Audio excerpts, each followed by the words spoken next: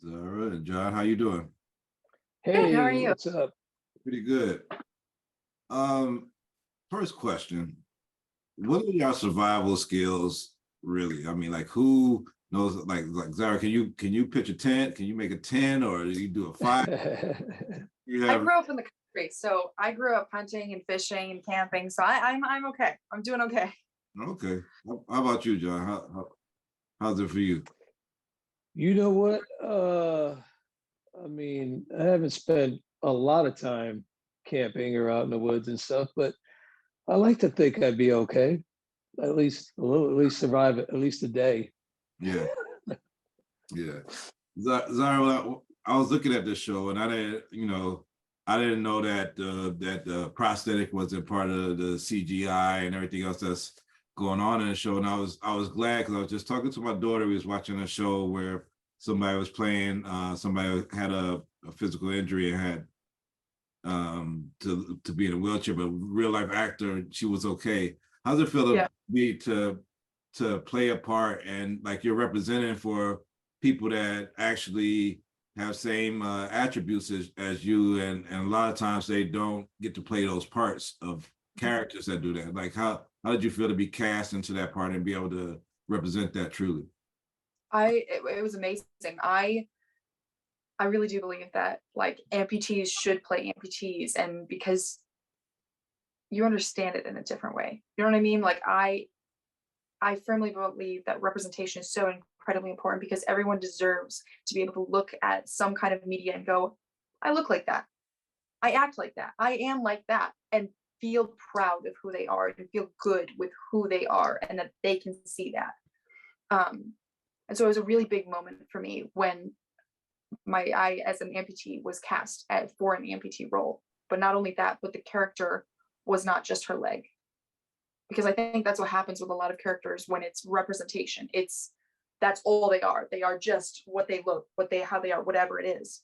Yeah, The issue is they're also a human being with emotions and feelings, and that needs to be the big part of it, not their physical or whatever it is.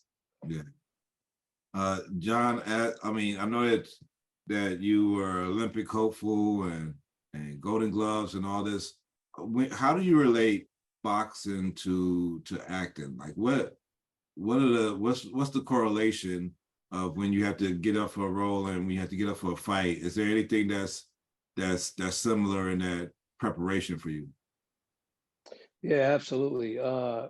Boxing, you have your ring. For me, my ring is the script. So you train hard for a fight, or you train. I train to make that role, to make that character as believable as I can. I have to believe him first before I can try and sell that belief to the fans. I look at the script as my ring. I'm training for that. We get to set between action and cut. That's like between the bell. That's the round. Ding, you're in there, and then ding, you're out. So for me, everything in between action and cut is like being in an actual ring and trying to uh, uh, put in all the things that you trained hard to accomplish and adapting and being adaptable. So that's how I correlate, how boxing was, and I've used it now uh, almost 30 years or more in this career, and that's something that's always my go-to. I'm curious. Of course, there's so many, great boxing movies. Of course, Rocky stands on top of that probably for most people. But was one of those movies one of the ones that also got you interested in acting as you was? As, Uh, I mean, Rocky is one of my favorite movies, but uh, I I didn't grow up wanting to be an actor. I didn't, no one before me in my family is in the business. I happened to fall into it. I was looking to, as you mentioned, I was trying to make it to the 92 Olympics. I mean, would I have made it? I have no idea, but that was my goal. And around that same time, I happened to be, I went to an audition for a movie called Gladiator, which was a boxing movie, and ended up getting a co-star role in the film. And it was my first audition, got a co-star role in the film, and you know, my life changed. So, you know, it wasn't something that I was looking to do, or you know, but it happened, and I guess it was destiny, it was fate. Zyra, I'm curious as to social media and interactions that you get being on a big network show. Like, how are the fans interacting with you? Are you big on social media? You communicate with anybody on social media, or how do you do that? I'm not okay. I am very conscious of how I consume social media because I think it can be a wonderful, wonderful tool for education and to connect with people, but it can also be very, very negative, and you can go down that rabbit hole very easily. And so I'm very conscious of that. But also on my Instagram, people do reach out, and it is a wonderful, wonderful time because everyone is so positive and excited to talk to you and tell you about their experience and how Izzy, or as Izzy as an amputee, makes them feel. It's really wonderful. Yeah.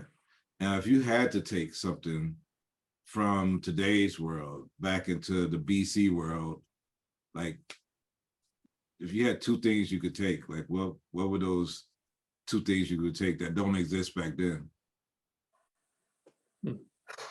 A lighter and some kind of like potatoes. I would bring some potatoes so I could plant them. I could have a potato field. I've seen that movie, The Martian. Those potatoes allow you to survive. Oh yeah. Question for you, like two items you could take into from now to BC. What you taking? Oh man. You know, I don't know. I guess I'd take a